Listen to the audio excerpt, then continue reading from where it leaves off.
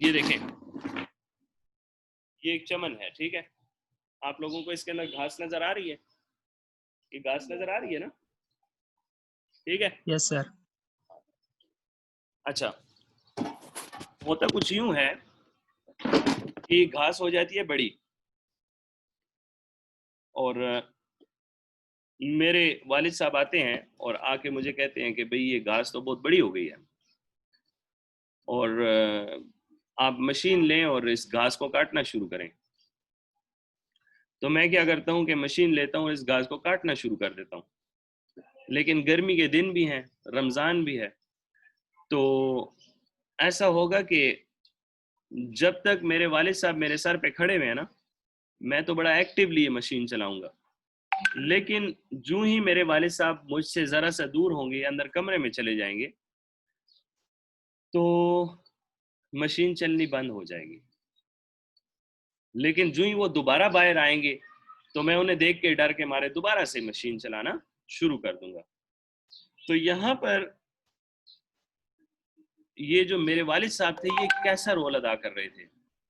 ये हमारे पास like a catalyst का रोल अदा कर रहे थे। ये कैटलिस्ट थे जो कि केमिकल रिएक्शन का हिस्सा तो थे, लेकिन केमिकल रिएक्शन में वो इस प्रोसेस का हिस्सा तो थे, मगर वो इस प्रोसेस के अंदर खुद को एक्टिवली यूटिलाइज नहीं कर रहे थे। यानी इसमें उनकी एनर्जी ज़ाया नहीं हो रही थी, इसमें उनके ऊपर कोई फर्क नहीं, लेकिन उनकी मौजूदगी ज़रूरी थी। उनकी मौजूदगी में ये घास काटा जा रहा था, उनकी गैर मौजूदगी में ये घास कटना बंद हो जाता था, लेकिन उनकी सिर्फ मौजूदगी मुझे ये काम करने के ऊपर स्पीड अप करती थी। तो enzymes are biological catalyst. Biological catalyst क्या चीज होते हैं कि that increase the rate of reaction by reducing the energy barrier, ठीक है। they increase the rate of reaction and reduce the energy barrier। ये दो टेक्निकल बातें हैं।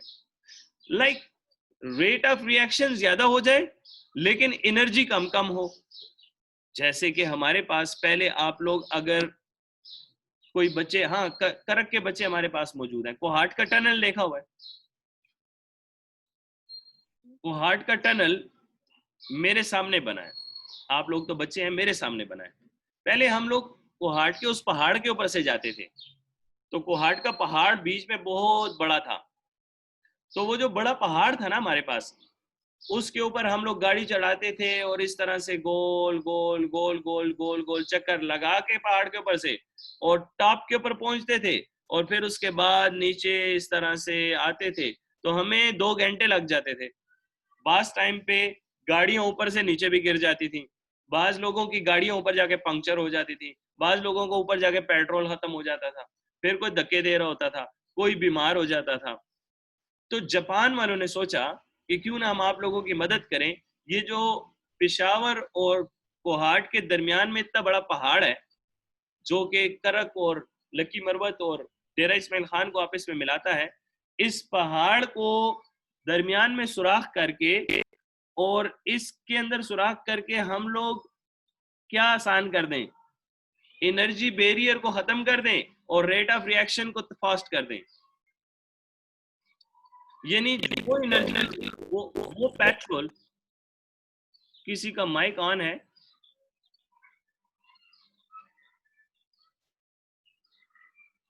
यानी वो एनर्जी और वो पेट्रोल जो कि पहले यूज होता था दूसरे पार जाने के लिए, अब उन्होंने दरमियान में एक सड़क खोल ली है बिल्कुल साफ सुथरी, और उसमें से हम लोग गुजरते हैं और 10 मिनट बाद हम लोग पहाड़ को क्रॉस कर चुके होते हैं, या इससे भी कम टाइम में। तो क्या बचा? टाइम, एनर्जी, एक्सीडेंट से बचने का एक वो हो गया, ठीक है। इसके अलावा जितनी भी मुश्किलात जो सफर में आ रही थी वो भी बच गई। तो इस टनल ने हमारे पास एज अ कैटलिस्ट का रोल अदा किया, कि जिसने हमारे पास रेट ऑफ रिएक्शन को फास्ट किया और हमारे पास एनर्जी की जो कंजम्पशन होने वाली थी उसको भी रोक लिया। इस तरीके से हमारे पास घरों के अंदर लड़कियों को समझाने के लिए भी एक एग्जाम्पल है कि जैसे आप लोगों के पास गोश्त पकाने के लिए पहले जो रेसिपी होती थी वो ये होती थी कि आप लोग क्या करते थे कि गोश्त लेकर और उसको घंटा घंटा चूल्हे के ऊपर चढ़ा के और गर्म करते थे और गलाते थे, उसके बाद वो गोश्त नरम होता था, लेकिन फिर भी कुछ सख्त होता था, कुछ नरम होता था। आजकल हमारे पास एंजाइम्स आ गए हैं, पपाया बेस्ड प्रोडक्ट्स आ गई हैं। पपाया के अंदर पेपेन होता है। पेपेन एक ऐसा एंजाइम है जो कि उसको प्रोटीन को डाइजेस्ट करने में मदद देता है। तो पेपेन एंजाइम है, तो पपाया पपीता जिसे बोला जाता है, तो वो आप लोग बाजार में जाते हो, कहते हैं वो गोश्त गलाने वाला पाउडर दे दो, तो वो आप लोग एक चम्मच उसके अंदर डालते हैं और रखते हैं, और फिर वो जो काम 2 घंटे में 2 घंटे चूल्हा जलने के बाद भी नहीं हो सकता था, अब जो है तो वो हो रहा है, बड़ी आसानी से हो रहा है। क्यों? कि आप लोगों ने एंजाइम डाला, उसने रेट ऑफ रिएक्शन को फास्ट कर दिया, और आप लोगों की जो बहुत ज्यादा एनर्जी यूज हो रही थी वो अब उतनी नहीं होती। ठीक है, ये कोई बहस चल रही है, मैं जरा देखता हूं कि बच्चे इंतजार कर रहे हैं।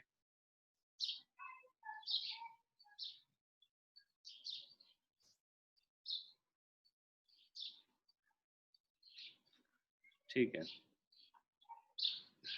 तो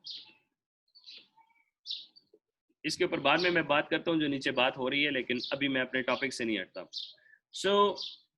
मैंने आप लोगों को क्या कहा कि एंजाइम, तो एंजाइम असल में हमारे पास, ये तो मैंने आप लोगों को लोकल एग्जांपल्स दे दी ताकि आप लोगों के ज़हन में एंजाइम या कैटलिस्ट का एक रोल हो कि एंजाइम या कैटलिस्ट का काम कैसे होता है। अब टेक्निकली स्पीकिंग एंजाइम कैसे काम करता है? टेक्निकली एंजाइम ऐसे काम करता है कि ये एक केमिकल रिएक्शन में एक सबस्ट्रेट में से कुछ चीज लेकर और उसको फास्ट देकर और फिर वापस अपनी चीज को वापस ले लेता है। यानी ये रिएक्शन का हिस्सा जरूर होता है, it takes part in a chemical reaction, ये लेता है हिस्सा, but it doesn't consume itself at the end of the product. ये अपने आप को कंज्यूम नहीं करता, बस ये अपनी नेचर को चेंज नहीं करता, ये अपने आप को बदलता नहीं है। यानी जो एंजाइम पहले आया वैसे का वैसा ही आखिर में मौजूद होगा, मगर ये करेगा क्या? ये करेगा ये कि ये अपने आप, ये अपनी मौजूदगी इस तरीके से जाहिर करेगा कि इसकी मौजूदगी के बाद वो केमिकल रिएक्शन स्पीड अप हो जाएगा। कैसे? एक का प्रोडक्ट लिया, एक सबस्ट्रेट में से एक कोई ग्रुप लिया, जैसे कि हाइड्रोजन लिया और दूसरे को दिया, या इससे कोई लिया और उसको दिया, ये दरमियान में लेने देने के चक्कर में आखिर में अपनी हालत इसकी वही होती है जिस तरह के ये होता है। इसकी गैर मौजूदगी में ये लेने और देने वाला चक्कर नहीं हो सकता। तो अभी आप जब रिएक्शन देखेंगे ना, मैं आप लोगों को जब क्रेब्स साइकिल पढ़ाऊंगा तो उसमें एंजाइम को देखिएगा। मैं आप लोगों को थोड़ा सा आज स्ट्रक्चर के साथ बताना चाहता हूं कि आप देखें कि कैसे एक एंजाइम किसी चीज से कोई किसी सबस्ट्रेट से कोई चीज लेता है और दूसरे को देता है, और लाइकवाइज ये एक दूसरे के साथ लेन देन करने के बाद eight the end of the day वही वाला एंजाइम अपनी हालत में बरकरार रहता है। ठीक है, तो एंजाइम का जो हम लोग पहले, जो आप लोगों के ज़हन में रिवायती डेफिनेशंस थी, वो अब वैसी नहीं है। ठीक है, तो मैं आप लोगों को कुछ एंजाइम्स, कुछ एक दो बताऊंगा कि ये कैसे लेन देन कर रहे हैं, इनकी मौजूदगी ने यहाँ पर कैसे एक ग्रुप को लिया और दूसरे ग्रुप को वो चीज दी, लेकिन प्रोडक्ट तो बना, लेकिन एंजाइम अपनी जगह पे वैसे का वैसा ही। इधर अभी आप लोगों ने कोई क्वेश्चन करना है तो कर लें, क्योंकि हमारी मीटिंग का जो रिमेनिंग टाइम है वो 8 मिनट बाकी है, उसके बाद ये रिकॉर्डिंग खत्म हो जाएगी। तो इस टाइम तक अगर आपने कोई सवाल करना है तो मुझे कर दें, इसके बाद मैं आप लोगों को एक पिक्चर बताऊंगा। सर वो रिवर्सिबल इरिवर्सिबल रिएक्शन में जो होते हैं तो उसमें एंजाइम चेंज होते हैं फिर, या कि नहीं स्टिल सेम होते हैं? नहीं, एंजाइम सेम होता है, लेकिन रिवर्सिबल का मतलब ये होता है, रिवर्सिबल और इरिवर्सिबल केमिकल रिएक्शन में रिवर्सिबल का ये मतलब होता है कि अगर कोई सबस्ट्रेट प्रोडक्ट बन रहा है, यानी फॉर एग्जांपल सिट्रेट से सिस अकोनिटेट बन रहा है, फॉर एग्जांपल कुछ भी, ग्लूकोज से ग्लूकोज 6 फास्फेट बन रहा है, तो ये सेम टाइम ग्लूकोज 6 फास्फेट दोबारा ग्लूकोज भी बन रहा होता है इसी एंजाइम की मौजूदगी में। समझ आई बात की? यानी ये नहीं है कि yes, दोबारा ले जाने के लिए कोई दूसरा एंजाइम होगा, नहीं, यही सेम एंजाइम इसको रिवर्सिबली एक दूसरे के अंदर इंटर कन्वर्टेबल रखता है। ये चेक पॉइंट नहीं होता, हमेशा चेक पॉइंट्स वो होते हैं जो कि एक सबस्ट्रेट प्रोडक्ट में कन्वर्ट हो जाए। जैसे कि आप कीमे की मशीन में गोश्त डालते हैं और आगे कीमा निकलता है, ये इररिवर्सिबल रिएक्शन है जिसको आप दोबारा से गोश्त नहीं बना सकते, ठीक है, ये चेक पॉइंट है।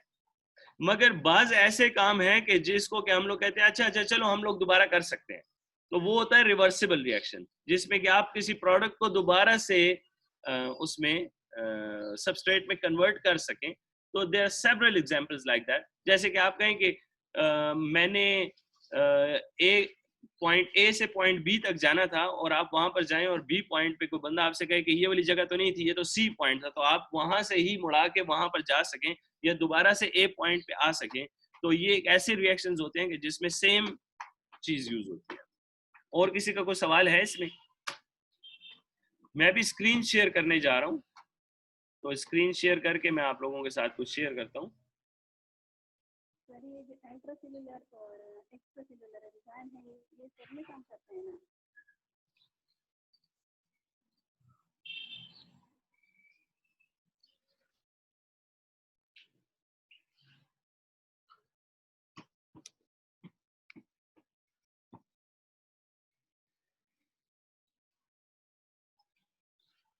आप लोगों को स्क्रीन नजर आ रही है? yes sir,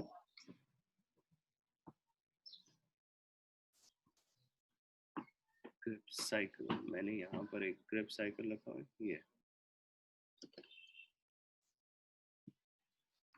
5 मिनट रहते हैं। मैं आप लोगों को 5 मिनट में एक चीज बताना चाह रहा हूँ ताकि रिकॉर्डिंग खत्म ना हो जाए। ये देखिए यहाँ पर हमारे पास जब ये रिएक्शन शुरू होता है, मैं पीर वाले दिन आप लोगों को बोर्ड के ऊपर ये चीज करवा दूंगा, आप तब तक ये डायग्राम देख लें। और इस डायग्राम से पहले मैं आप लोगों को एक और चीज भी बता देता हूँ।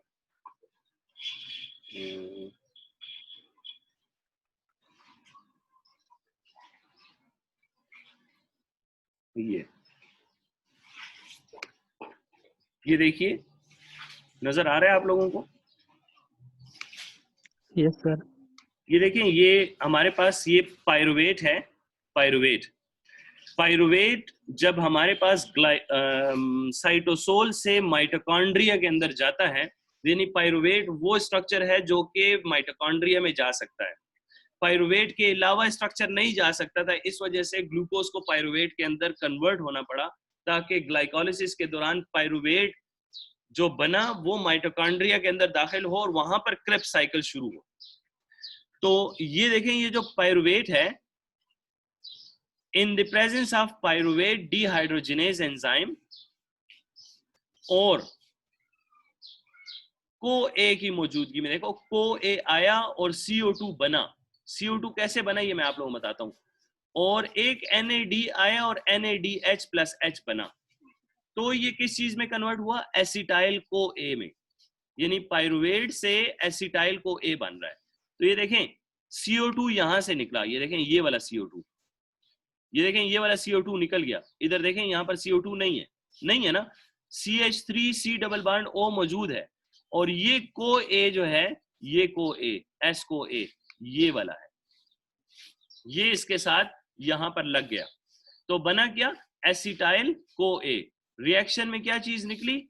CO2 देखें निकल गया ना, ये CO2 निकला तो इसकी जगह पे ये आया और हमारे पास जो चीज बनी it is called acetyl CoA। आप लोगों ने एग्जाम में ये स्ट्रक्चर नहीं बनाना, ये जस्ट स्ट्रक्चर मैं आप लोगों को समझाने की खातिर बता रहा हूँ। इस प्रोसेस के दौरान NADH बना, समझ आई? तो ये NADH क्या है? आतिफ आप बताएं, NADH क्या चीज है?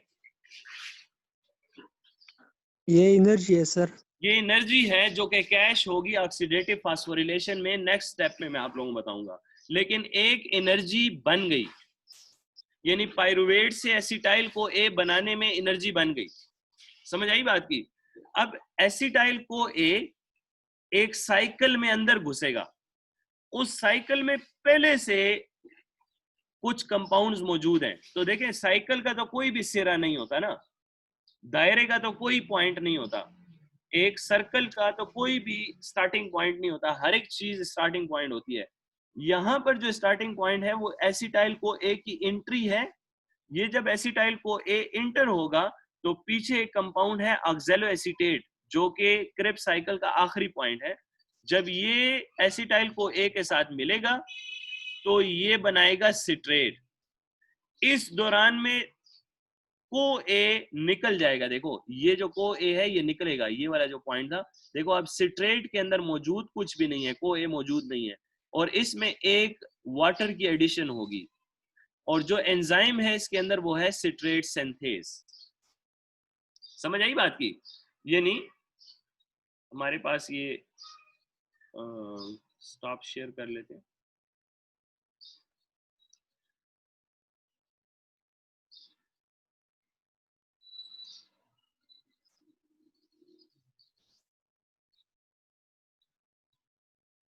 स्क्रीन शेयर हो रही है आप लोगों के साथ? Yes sir. अच्छा, ये देखिए, ये हमारे पास एसिटाइल को ए जब अंदर दाखिल हुआ तो ऑक्सैलो एसीटेट के साथ मिलकर ये सिट्रेट बन गया। ये सिट्रेट देखें, और इसमें जो एंजाइम यूज हुआ वो था सिट्रेट सिंथेज। इसमें एडिशन हुई वाटर की, और COASH यानी जो एसिटाइल कंपाउंड था, ये जो SCOA जो एडिशन हुई थी वो यहाँ पर निकल गया। इसका काम हो गया खत्म, और वाटर की एडिशन हो गई। तो देखो वाटर कहाँ पर आया, ये OH और ये H जो आपको नजर आ रहा है ना, ये वाटर है असल में, OH और ये वाला H, ठीक है। और ये वाला ग्रुप इधर आ गया, और ये CH3CO यहाँ पर आ गया, ये बन गया citrate. Citrate in the presence of एकोनिटेज enzyme water को रिमूव करेगा और खुद को बना देगा सिस एकोनिटेट। फिर दोबारा